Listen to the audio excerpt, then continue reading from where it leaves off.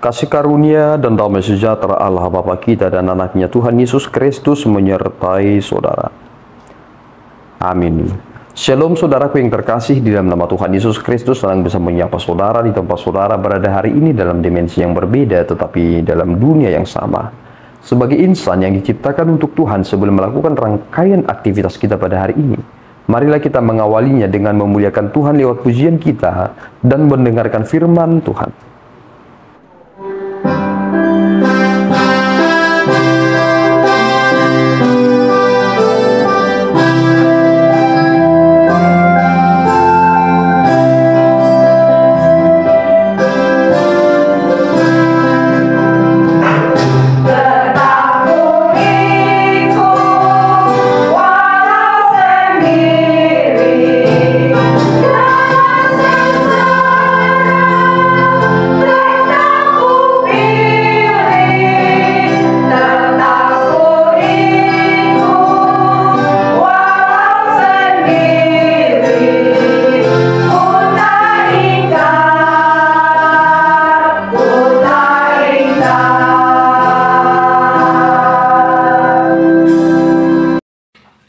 Renungan pada hari ini diambil dari Daniel 11 ayat 32. Dan orang-orang yang berlaku fasik terhadap perjanjian akan dibujuknya sampai murtad dengan kata-kata licin.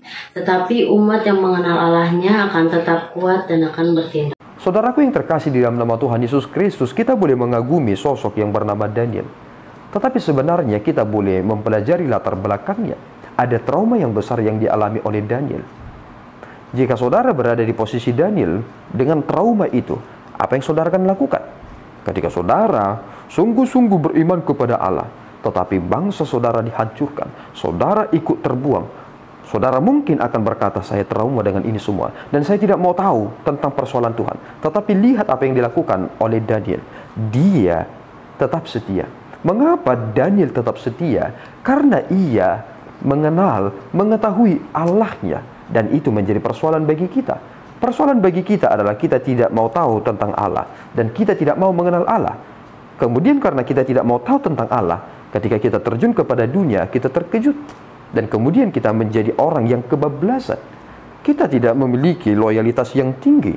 Kita tidak memiliki iman yang benar, yang mampu berdialog. Dan kita akhirnya serupa dengan dunia ini. Daniel mengapa tidak bisa serupa dengan dunia ini? Dia mampu menguasai dirinya karena dia memiliki ketakutan yang benar kepada Allah. Dia sungguh-sungguh takut. Dia sungguh-sungguh beribadah kepada Allah. Sehingga meskipun dia dapat menafsirkan berbagai mimpi, atau mungkin dia dapat bernubuat tentang apa yang akan terjadi, semua itu adalah karena pemahamannya yang benar akan Allah. Saudaraku yang terkasih, Daniel pada akhirnya menunjukkan kepada kita lewat teks kita hari ini, yakni Daniel pasal 11 ayat yang ke-32. Orang-orang yang berlaku fasik terhadap perjanjian akan dibujuknya sampai murtad dengan kata-kata licin. Tetapi umat yang mengenal Allahnya akan senantiasa tetap kuat dan akan bertindak. Lihat, ada sebuah prinsip yang nampaknya tidak terlihat dalam teks ini. Orang yang senantiasa membawa seseorang kepada kefasikan, maka dia tidak menyadari dia adalah orang yang berada di kefasikan. Orang yang mengajarkan doktrin yang tidak beres, sebenarnya dia sudah diajari oleh dirinya sendiri untuk hidup dalam ketidakberesan. Tetapi di sini ada sebuah identifikasi yang jelas bahwa menjadi penting adalah jemaat yang mengenal Allahnya. Yesus menegaskan ini kepada perempuan Samaria. Engkau tidak mengetahui siapa yang engkau sembah, tetapi kami mengenal siapa yang kami sembah. Dari Yahudilah muncul juru selamat itu.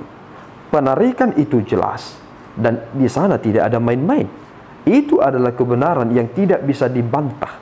Dan iman kita ternyata apa yang disampaikan Yesus Kristus, bahwa dialah yang sebenarnya yang disampaikan oleh nabi-nabi itu untuk menyatakan tentang hal yang akan terjadi di masa depan. Daniel hanya mampu melihat nubuatan dalam konsep bayang-bayang. Dia belum bisa melihat segala sesuatunya, tetapi yang akan menunjukkan itu adalah Yesus Kristus. Dan apa yang dikatakan Yesus Kristus, di rumah Bapakku banyak tempat. Dan di sanalah sebenarnya kita semakin menyadari satu hal. Perjuangan itu ada di dunia ini. Kita tidak boleh lari. Kita harus berjuang di dunia ini dan menunjukkan bagaimana pengenalan kita akan Allah. Dan di sanalah pertarungan yang sesungguhnya. Tuhan Yesus memberkati kita berdoa. Ya Tuhan, kami bersyukur atas berkat-Mu. Terima kasih Bapa atas anugerah yang boleh kami terima dalam kesempatan yang baik ini. Bimbinglah kami ya Tuhan, supaya kami juga mampu seperti Daniel, yang tetap setia, dan ia mampu menyatakan kemuliaan-Mu lewat karunia yang Tuhan titipkan kepadanya. Tuhan, izinkanlah kami supaya semakin mengenal Engkau, di dalam percaya kami di dalam Kristus, yang membukakan jalan bagi kami. Terpuji Engkau Bapa, di dalam Yesus kami telah berdoa dan mengucap syukur. Anugerah Tuhan kita Yesus Kristus, kasih setia Allah Bapa kita, dan persekutuan Roh Kudus menyertai saudara. Amin. Tuhan Yesus memberkati.